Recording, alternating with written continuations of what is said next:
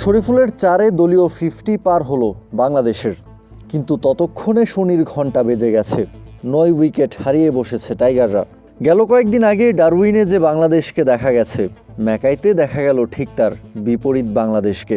বড্ড অসহায়, প্রচণ্ড নড়বড়ে। 6 উইকেটে 35 রান করে লাঞ্চ ব্রেকে গিয়েছিল বাংলাদেশ। সেখান থেকে ফিরেই দ্রুতই হাসান মাহমুদ এবং তাসকিন আহমেদের উইকেট হারায় টাইগাররা। মিরাজ, শরীফুলরা চেষ্টা করেও বাংলাদেশকে 64 রানের বেশি সংগ্রহ এনে দিতে পারেননি। বাংলাদেশের স্কোর কার্ডের দিকে তাকালেও অবাকই হতে হয়। 2 ওপেনার ফিরে গেছেন একেবারেই খালি হাতে। ক্যাপ্টেন নাজমুল হোসেন শান্তও খুলতে পারেননি রানের খাতা। উইকেট কিপার লিটন কুমার দাসও ফিরেছেন সেই 0 রানেই। 4 ব্যাটারের ব্যাট থেকে কোনো রানই আসেনি। মুশফিক, মুমিনুলরাও পার হতে পারেননি 1 অঙ্কের কোটা। বাংলাদেশের হয়ে সর্বোচ্চ 14 রান করেছেন সবার শেষে ব্যাটিংয়ে নামা শরীফুল ইসলাম। দ্বিতীয় সর্বোচ্চ 11 রানের ইনিংস এসেছে তাইজুল ইসলাম এবং মেহেদী হাসান মিরাজের ব্যাট থেকে। পেসার হাসান মাহমুদ করেছেন 10 রান। এদিকে ইনিংসের একেবারে শুরুতেই 5 তুলে নেয়া মিচেল স্টার্ক বাংলাদেশের কফিনে শেষ পেরেকটা ঠুকেছেন। শরীফুলকে আউট করে 6টা উইকেট তুলে নিয়েছেন একা হাতেই। প্যাট কামিন্স পেয়েছেন 3 উইকেট, আরেক অজি পেসার জশ হেজেলউড পেয়েছেন 1টা উইকেট।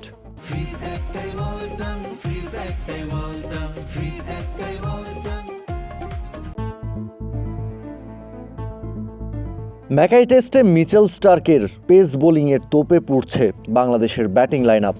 সাদমান ইসলাম, তানজিদ তামিম, নাজমুল শান্ত, মুমিনুল হক, লিটন কুমার দাসরা একের পর এক ভেঙে পড়ছেন তাসের ঘরের মতো। নিজের ব্যক্তিগত 4 ওভারের কোটা পূরণ করার আগেই মিচেল স্টার্ক বাংলাদেশের 5 জন ব্যাটারকে প্যাভিলিয়নে ফিরিয়েছেন।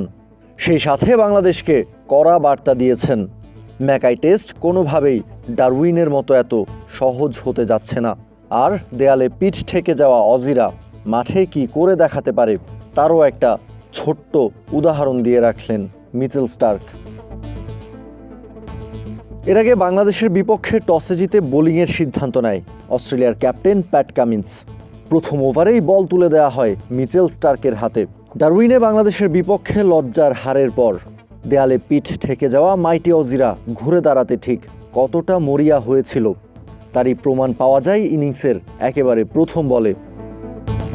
স্পিড আর সুইংয়ে সাদমান ইসলামকে ভরকে দিয়ে গালিতে দাঁড়ানো ফিল্ডার ক্যামেরুন গ্রিনের হাতে ক্যাচের শিকার বানান মিচেল স্টার্ক।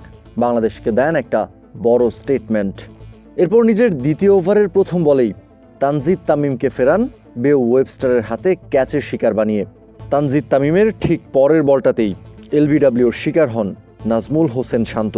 জোরালো আবেদন তোলে অস্ট্রেলিয়া দল, কিন্তু রিভিউ নিয়ে মাঠে টিকে থাকতে চেয়েছিলেন নাজমুল শান্ত। তবে আম্পায়ার আগে ভাগেই আউট দিয়ে দেয় এ যাত্রায় ভাগ্যটা খারাপই বলতে হয় শান্তর। আম্পায়ারের দেওয়া সিদ্ধান্ত কোনোভাবেই যেন মেনে নিতে পারছিলেন না, তাই তো মন খারাপ করেই মাঠ ছেড়েছিলেন টাইগার ক্যাপ্টেন। পরপর 2 বলে 2 উইকেট তুলে ততক্ষণে হ্যাট্রিক চান্সের সামনে দাঁড়িয়ে মিচেল স্টার্ক, তবে সেটা হতে দেননি মুশফিকুর রহিম।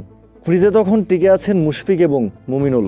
2 অভিজ্ঞ ব্যাটার মিলে বাংলাদেশকে এই ধ্বংসস্তূপ থেকে বের করে আনবেন এমনটাই বিশ্বাস ছিল, কিন্তু মুমিনুলকেও ফিরিয়েছেন মিচেল স্টার্ক।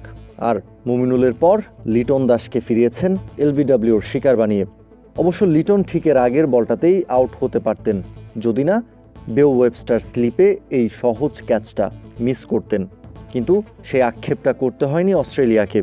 ঠিক পরের বলেই লিটন কুমার দাসকে ফিরিয়ে নিজের ক্যারিয়ারের সবচেয়ে দ্রুততম 5 তুলে নিয়েছেন মিচেল স্টার্ক। সেই সাথে বাংলাদেশকে ঠেলে দিয়েছেন একেবারেই খাদের কিনারায়।